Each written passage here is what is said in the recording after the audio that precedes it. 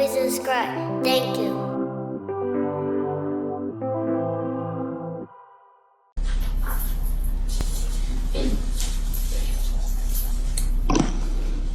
Good morning, today, Your Honor. Good morning. I want to start out by thanking you for giving us a fair trial. I want to thank the jurors for the amount of time that they put in to judge this trial. This time being on this trial, I was able to see how the jurors are put in a tough position to, sit there and judge someone's life, and, it's a hard decision, and I felt like they made the wrong judgment. I've done things in my life, I'm not perfect, but the things I've been accused of, I know that I haven't done those things. I know it's typical for a person to come up here and, show remorse to, crimes that they have done, but I can only show remorse to the people that I know that was in this trial, which is Kiera Adams, Deanna Sanders, and Jasmine Brown. Not remorse on behalf of like I did anything to them, because if you know me, and people who really know me know that I wouldn't force anybody to do anything. I met women, I dated women who were doing escort or whatever, however people want to look at it from a moral standpoint, but who was doing these things as a grown woman. I've only dealt with grown women. Nothing was forced. Nothing was coerced or anything of that nature. If you notice, before this trial, no woman can say anything about me before this trial. If you notice, before this indictment, no woman can say anything about me before this indictment. I get the situations that people are put in when they're faced with a certain type of crime or a certain type of time, and they're bullied into this situation to put the blame on someone, or to put the blame on Cash Out, or to put the blame on someone who's at the top. That's why I didn't really fault them for their decision. I didn't fault Deanna Sanders for making her decision during a proffer. She just had a child. Mind you, she was just on video call with me while being incarcerated.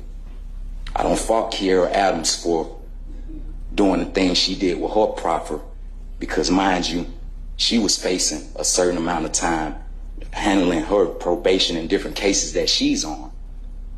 I don't fault people for making accusations, because I'm a man that typically let women leave on their own behalf. Never held them in prison or held them in slavery or said, you can't leave me, or you can't do this. Every woman you seen come on this stand showed you that they left and came back willingly on their own. What I mean by that, they left on their own and they came back willingly on their own. During this trial, I was able to see, how valuable life is, and how valuable the people that you hang around, or the people that you even date, or the people that you even know, how valuable it is to judge their character. Sometimes I let people stay around who I knew was going to affect a situation that I had going on. So I don't, and for the people who came to this trial that I never met a day in my life, never had any contact with them, never had a text message with them, never had an interaction with them, don't even know where most of these stories came from, it's baffling. Never forced a woman to commit a sexual act. I've been traveling all around the world from here to Dubai, and you would never hear a woman say that I forced them to do anything sexual or commit a rape with anybody. I don't hang around people that do things of that nature. I feel like and somebody asked me this the other day. It was like, every time I see your head high and you always smiling, because when you have that confidence, it takes me back to the Bible. When you have that confidence and you know you can be falsely accused of things. Jesus was falsely accused. A lot of the prophets were falsely accused. You don't have that emotion like you've done something.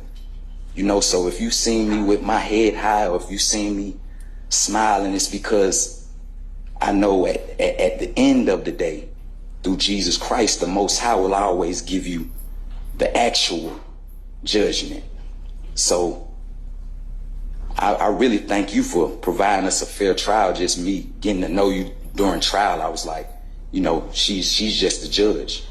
But when you sit 12 people in that panel and you know, have them, you know, judge our lives and, you know, put them in a position to judge our lives, you know, it takes you back to, once again, the Bible, when people had to judge these prophets' lives.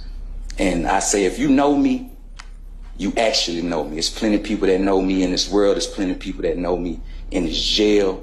There's plenty of people that know me where I'm from. Like I say, once again, I'm not perfect. I come from certain areas. I come from, you know, certain environments. I come from doing things in my past life before the music.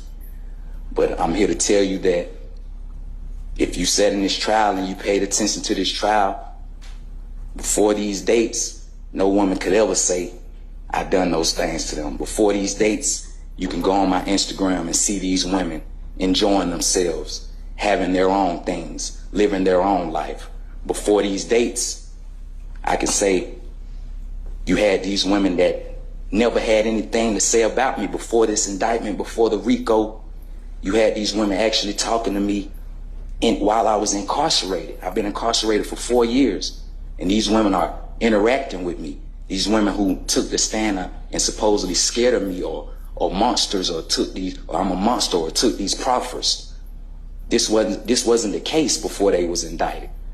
So from my perspective, I feel like some people can get bullied into a situation that they really don't really want to do. And I'm sitting here just holding my head high and just, you know, feeling that one day